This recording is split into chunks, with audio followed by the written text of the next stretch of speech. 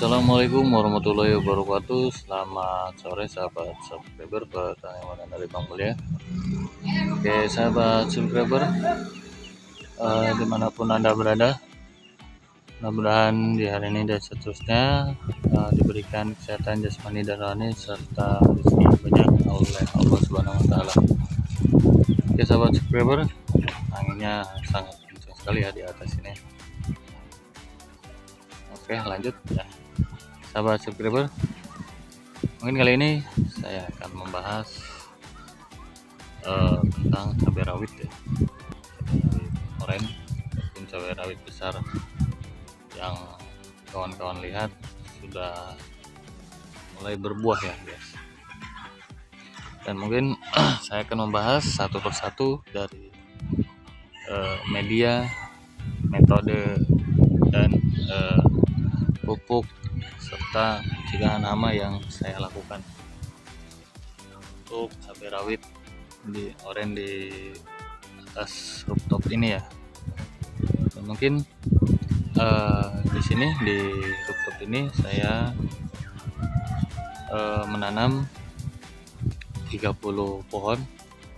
Mungkin sebagian ada yang saya tambal sulam karena kadang ada hewan pengerat yang memakan si cabenya ini ya di waktu masih kecil. Dan mungkin langsung saja ya guys, pertama-tama kita untuk membahas media yang saya gunakan itu adalah sekam bakar, tanah, dan kohe kambing. Nah, mungkin untuk kohe kambing usahakan yang sudah difermentasi ataupun sudah dingin ya guys, tidak berbau menyengat si kohenya ya. Dan untuk takarannya saya menggunakan sekam mentah ya guys, sekam mentah 2 karung, untuk tanahnya 1 karung dan kohe kambingnya 1 karung. Seperti itu yang saya campur diaduk rata ya, dan saya masukkan ke dalam karung ya, seperti kawan-kawan lihat ya. Di sini ada 30 karung media tanamnya ya. Dan mungkin yang kedua kita metode ya. Untuk di sini saya menggunakan metode potong pucuk karena saya sudah beberapa kali melakukan tidak potong pucuk untuk cabai rawit besar seperti ini, cabai rawit oren khususnya ya. Itu kurang untuk perkembangannya ya guys kalau nggak dipotong pucuk gitu kan, karena rawan sekali keriting daun kalau tidak dipotong pucuk itu, maupun di lahan ataupun di polybag atau di karung seperti ini ya. Karena saya sudah melakukan penanaman di lahan ataupun polybag tidak dipotong pucuk, hasilnya kurang bagus gitu guys. Jadi saya sarankan untuk cabai rawit oren ini kalau ingin hasilnya lumayan bagus, mendingan dipotong pucuknya guys, agar dia bisa berbuah maksimal kan. Karena metode potong pucuk sendiri itu yang pertama mungkin dia banyak cabang, karena cabai ini berbuahnya itu di setiap cabangnya ya kan, setiap ketiak cabangnya. Jadi lebih banyak cabang, lebih banyak buahnya juga ya. Dan jangan lupa juga untuk pemupukan pertama saya mungkin di usianya 10 hari saya lakukan pemupukan dengan NPK 1616 ya, seperti ini yang di sebelah kanan ya. NPK 1616 ini saya berikan per tanaman itu 3 gram ya guys. Untuk interval itu 3 minggu sekali saya kasih 3 gram NPK 1616 ini per tanaman gitu. jadi seperti yang kawan-kawan lihat ya, jadi seperti ini gitu guys. Itu intervalnya pokoknya 3 minggu sekali saya pakai NPK 1616. Dan boleh untuk alternatif juga ya, untuk mengurangi biaya. Saya juga yang di sana Kalangin mungkin ya, di sana tuh ada galon, pokoknya kohe kambing yang difermentasi menggunakan air gitu ya. Pokoknya caranya, kalau ada kohe kambing yang masih basah, masukkan ke karung dan direndam ke dalam ember ataupun tong yang ada airnya gitu guys ya. Nanti tunggu seminggu ataupun kurang lebih 8 atau 9 hari gitu kan, supaya si airnya itu bisa si kohe kambing itu bisa bercampur dengan air yang kita pakai itu airnya guys ya. Tapi ingat-ingat untuk dosisnya juga saya menggunakan 1 ember satu ember cat yang 20 kilo penuh itu ya airnya. Saya menggunakan NPK 1616 ini tinggal dibagi aja ya guys ya. Kalau untuk dicairkan ke dalam air, kalau mau dikocor ya, kalau mau ditabur itu 3 gram per pohon gitu. Karena di sini ada 30 pohon, 30 media ya, dan pohon mungkin ya, saya kasih tinggal dikalikan 30 pohon dikali 3 gram gitu ya. Tinggal dikalikan saja seperti itu ya guys. Dan nanti NPK nya larutkan ke dalam air. Nah, karena ini satu pohonnya itu pertanamannya itu 3 gram, maka kita takar airnya untuk saya kasih per tanaman itu 1 gelas larutan NPK ini ya guys. Nah, tinggal dicampurkan aja 30 gelas air, dikasih NPK 1616 nya 30 kali 3 berapa ya, 30 kali 3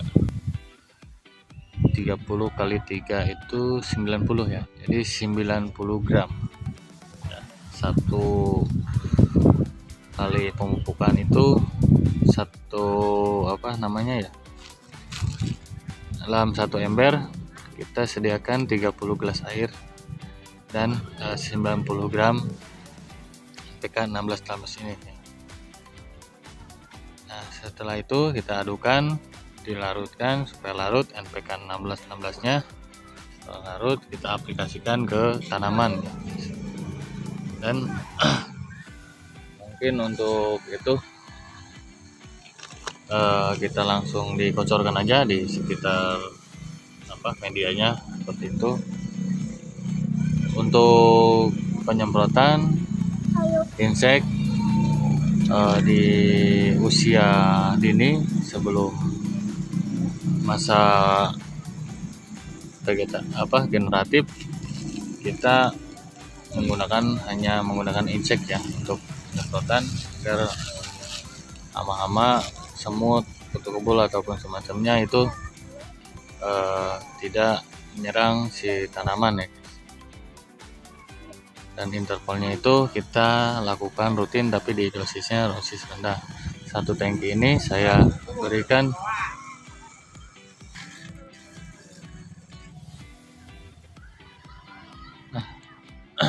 dan untuk inseknya saya memakai 1 tangki ini 1 tutup botol Kurakron ya. Saya memakai Kurakron, 1 tutup botol Kurakron saya pakai 1 tangki sprayer ini ya guys. Ini spraynya ini 16 liter. Dan untuk pemakaiannya, karena ini cuma ada 30 tanaman, mungkin di sini saya bisa 2-3 kali lakukan penyepraian ya. Jadi irit sekali guys ya. Di satu tangki ini bisa 2 atau 3 kali penyepraian mencegah hama datang ke tanamannya. Tapi kalau di masa generatif gitu ya, tadi lupa ya, tadi masa vegetatif kan gitu ya, dia belum bisa dikasih perangsang buah. Dan untuk di masa generatif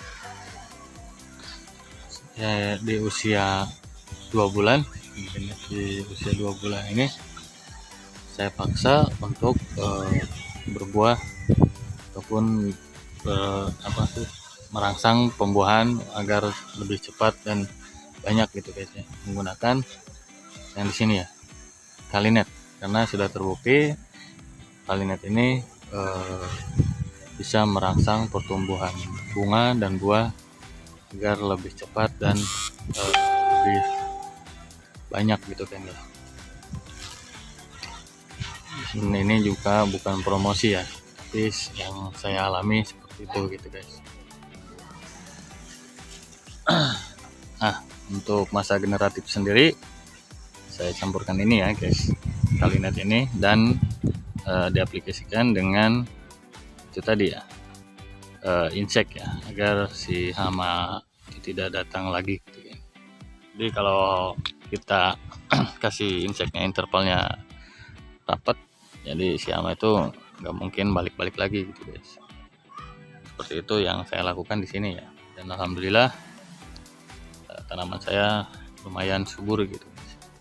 Dan berbuahnya juga banyak, lumayan ya, buat nyambel-nyambel mah gitu ngaliwat.